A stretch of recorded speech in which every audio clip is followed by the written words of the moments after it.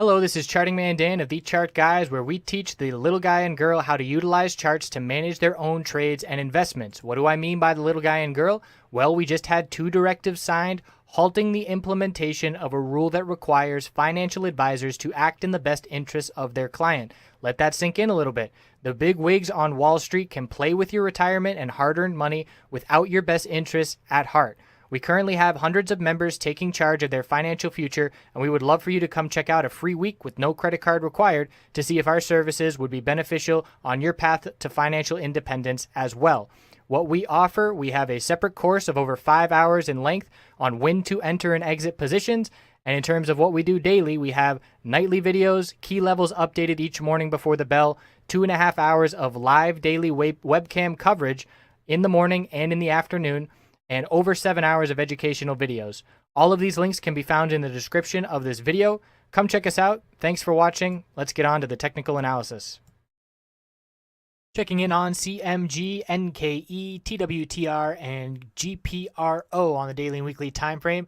So CMG, the close at the low of the day, led to further downside as anticipated, but the volume is decreasing and it does still look like a bull flag pattern of normal healthy consolidation before looking for continuation. There was some interesting action at the end of the day, and the vast majority of the day's volume, well, I won't say the vast majority, but a significant portion of the volume in the day was in the last 20 minutes of trading. And there was an all-out dump, and then bulls were loading up. And they were loading up in the low 420s and around 419 at the low of the day. So we saw a little bit of a bounce at the end of the day, nothing significant, but like I said, there were a ton of shares traded there, and I was watching that action, and it definitely piqued my interest in terms of something is up.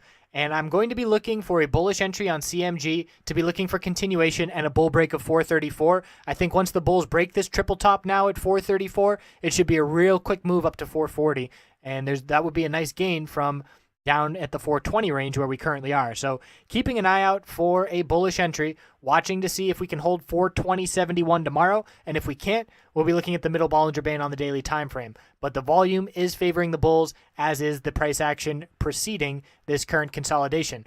And the weekly time frame is rejecting from the day or the weekly upper Bollinger Band, second time in 4 weeks, and that is definitely a key resistance to be watching. And we'll be looking to see once those Bollinger Bands ascend and create some more room to the upside for this trend change. But I do like the CMG bulls at this point in time. I like that daily chart consolidation. I like the positioning on the weekly over the 50-week moving average. One last piece of the puzzle is missing, and that's getting above 444 resistance, this triple top in the low 440s. NKE didn't get up to that $60 entry level with the weakness in the market before we started pulling back. Increase in bear volume over the past 2 days. We hit a high of 58.40 and consolidated and closed near the low of the day. 57.27 is support, and to maintain the higher low pattern on the daily time frame, 55.86 is the level that the bulls are trying to hold. We could pull all the way back to 56 and still be maintaining higher lows. So the weekly time frame is potentially forming a bearish reversal candlestick. If we see a red day tomorrow, and if we close 57 or lower, it's going to be a bearish reversal inverted hammer.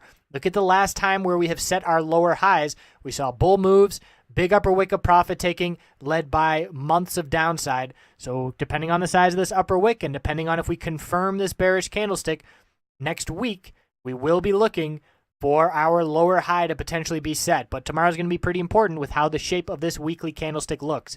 Twitter follow through to the downside for the bears, lower high and lower low.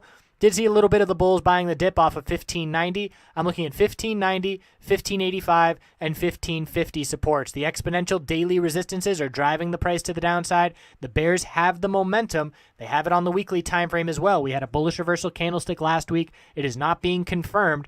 So we are still seeing weakness, and that consolidation, again, what I'm pointing out on Twitter and GoPro, why I like the potential risk to reward for bearish entries at these levels is because of the overall market and the fact that we know some consolidation is coming, and if we see significant correlation between these names to the downside on market consolidation, there's going to be some nice gains to the downside.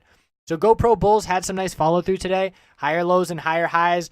Pointed out in one of the previous videos that this consolidation was nice and healthy with lower wicks, looking for continuation, but we rejected from the middle Bollinger Band daily resistance of 964, and you can see it's a bearish reversal candlestick with a long upper wick. If we see another red day tomorrow, rejecting from that middle Bollinger Band again, we're going to be looking to pull back a little bit.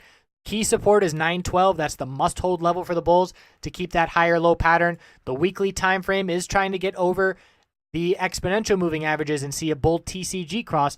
I am more cautious in GoPro looking bearish than I am in Twitter, and that's because of this weekly time frame and these exponential moving averages. The bulls forming a higher low and seeing some fairly decent follow through. So I'm going to be a lot more cautious on GoPro. This was a potential bearish entry point, the candlestick today, looking for some short-term downside, and we would know to exit if the bulls were able to hit higher highs by breaking 975. But in terms of the longer-term swing trading, weekly chart is not giving me the bearish signals I want just yet, and the bulls still have potential to keep forming these higher lows on the daily time frame. So we'll check back in over the weekend and see how these weekly candlesticks wrap up tomorrow. Thanks for checking in.